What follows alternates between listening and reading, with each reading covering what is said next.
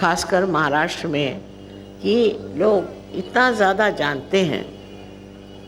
एक बोरा भर के उन्होंने देवता लगा रखे हैं घर में, उनकी सवेरे से शाम तक पूजा करना, ये करना, वो करना, इसमें चल पड़े, या और तरह की चीज़ें चल पड़े।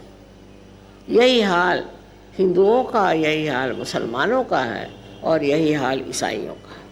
इस सब चक्करबाजी से आपको जब कुछ फ़ायदा हुआ ही नहीं, तो दूसरी तरफ आँख करके देखिए कि वो कौन सी चीज़ है जिसे हमें प्राप्त करना है, जिससे हम खुद स्वयं को पहचान लेंगे और हमारे पास वो सत्य आएगा जो सिर्फ सत्य है, उसमें कोई खोट नहीं, उसको हम जानेंगे। इस पर आइंस्टीन जैसे बड़े भारी शास्त्रज्ञ ने कहा है कि ये सब चीज़ें आपको एक, उसको उन्होंने टॉर्शन एरिया कही, उस टॉर्शन एरिया से आपको प्राप्त होता है और उससे आपका संबंध होना बहुत ज़रूरी है। जब तक आपका उनसे संबंध ही नहीं है तो आप नामस्मरण किसका कर रहे हो भाई? कोई आपको पहचानता भी नहीं और आप नामस्मरण कर रहे हो। इस चीज़ों से जो असलियत है वो आपको मिलने वाली नहीं। असलियत जब होगी जब आप असलियत पे आएंगे और यथाशक्ति उस पर जम जाए। कोई कठिन काम नहीं है। मैंने बहुत बार कहा है कि अगर महीना भर आप सहयोग करें तो आप अपने ही गुरु हो जाते हैं और आप स्वयं ही लोगों की बीमारियां ठीक कर सकते हैं। आपको ज़रूरी नहीं कि कहीं और जगह जाए या कुछ और लोगों से मदद ले। ये सब कितने बार कहने पर भी लोगों के दिमाग में उतरता नहीं। ये बड़ा दुर्भाग्य है,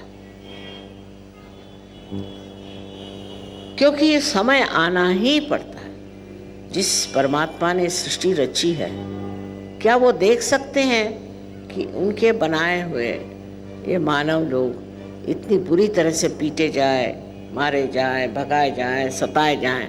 कभी नहीं। उसका इलाज ज़रूर उन्होंने हमारे अंदर में किया है और इसके लिए अनेक साधु संतों ने कहा है।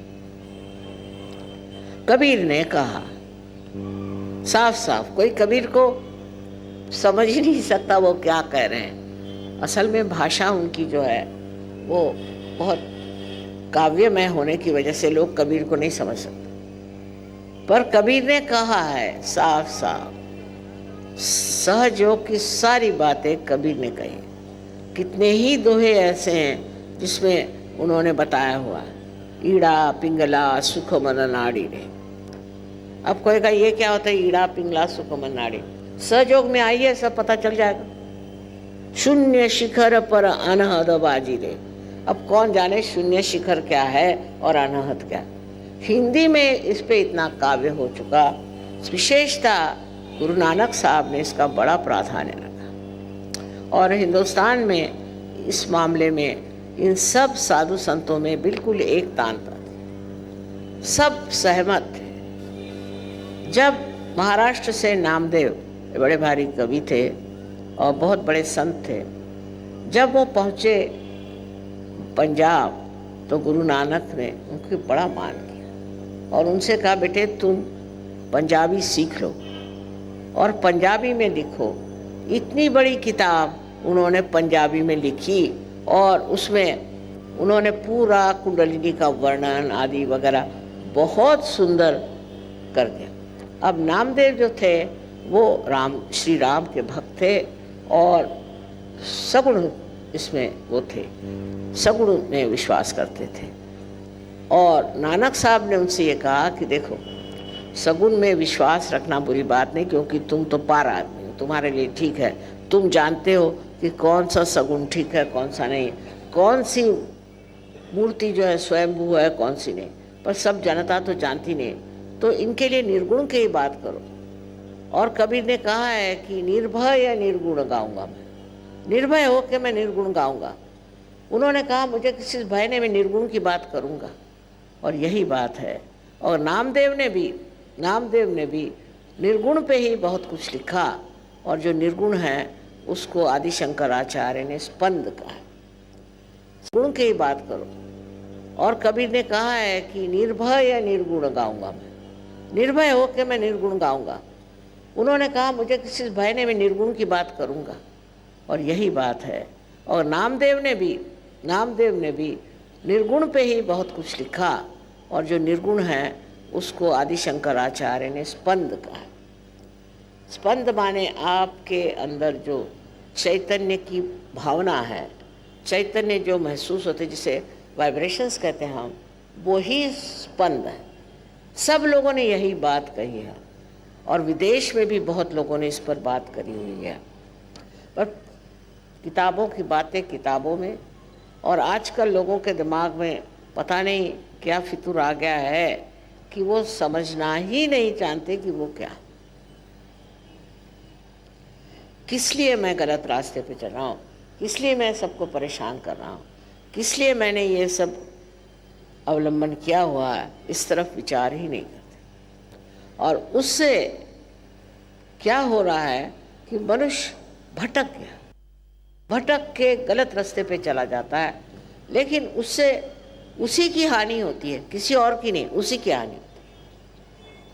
अनेक भटकने के रास्ते हैं, आप लोग जानते भी हैं और लोगों को भटकते हुए देखते भी हैं।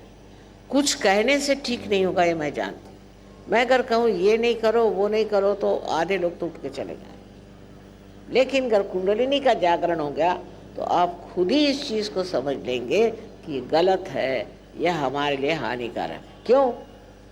क्योंकि आपके आत्मा का प्रकाश आपके हृदय में से उमड़ता हुआ आपके चित्त में आ जाए, और हर एक आदमी समझ जाएगा जो आत्म साक्षात्कारी है कि इसमें क्या गलत है, क्या बुरा है और क्यों उचित है।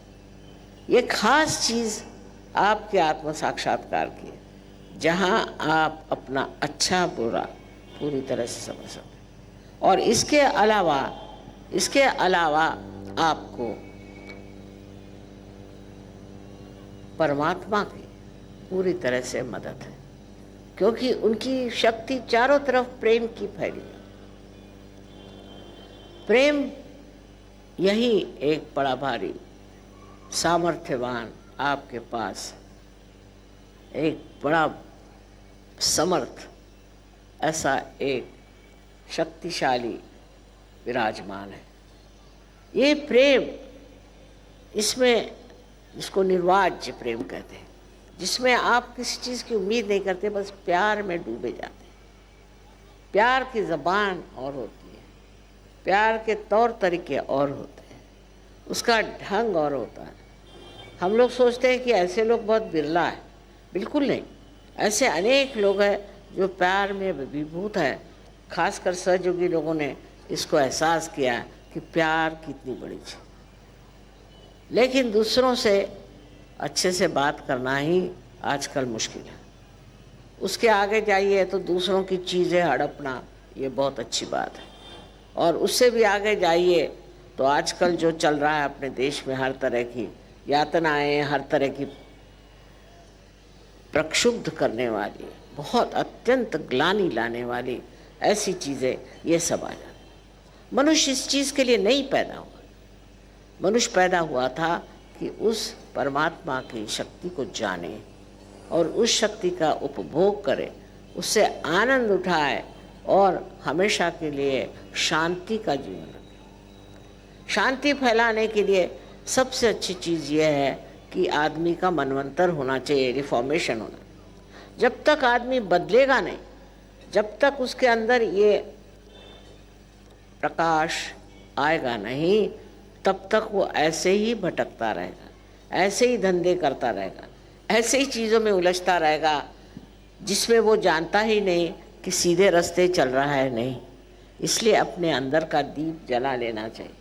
जब ये दीप जल जाएगा तो आप इस तरह आसानी से समझ पाएंगे कि हमारे अंदर क्या शक्ति है और हम इस शक्ति से क्या कर सकते हैं। ये प्रेम की शक्ति बड़ी ज़बरदस्त है। प्रेम की शक्ति ऐसे छिछोरा प्रेम नहीं, ऐसा उछला प्रेम नहीं, पर बड़ा गहन ऐसा अंदर से प्रेम का बिल्कुल प्रवाह जैसे कोई सागर बनाता हुआ दौड़ता है, और उस प्रेम के सहारे आप आनंद में बिल्कुल रहते हैं और दूसरों को भी आनंद देते हैं।